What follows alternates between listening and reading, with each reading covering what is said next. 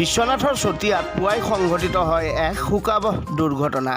ৰেলে মহতিয়ালে চতিয়া মহাবিদ্যালয়ৰ অৱসৰী অসমীয়া বিভাগৰ অধ্যাপক পিয়াৰ আলীক চৰাইজনীয়াৰ নিজ বাসগৃহৰ সমীপতে থকা ৰেলপথত মৃতদেহ প্ৰত্যক্ষ কৰে স্থানীয় বাসিন্দাই।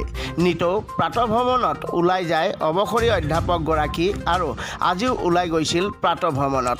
ঘটনাস্থলীত চতিয়া আৰক্ষী উপস্থিত হৈ তদন্ত আৰম্ভ কৰে।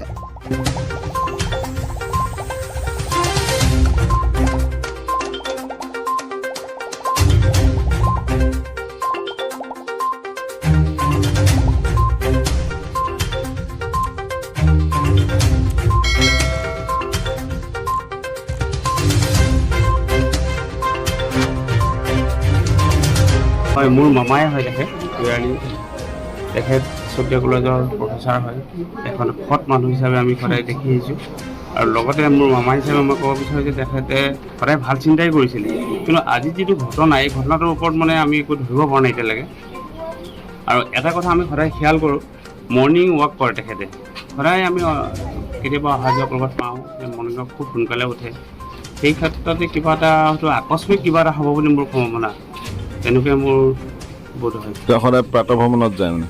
সদায় যায়, প্ৰায় দেখোৱেই আৰু।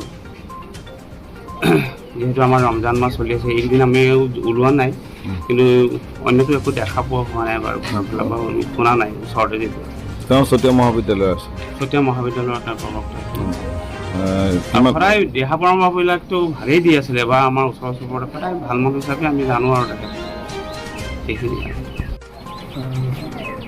ৰাতিপুৱা আজি গম পাইছোঁ, ৰাতিপুৱা আজি তেখেতৰ ট্ৰেইনে তেখেতক খুন্দিয়াই পেলাই মৃত্যুবৰণ হৈছে। তেওঁ খুব দুখজনক ঘটনা।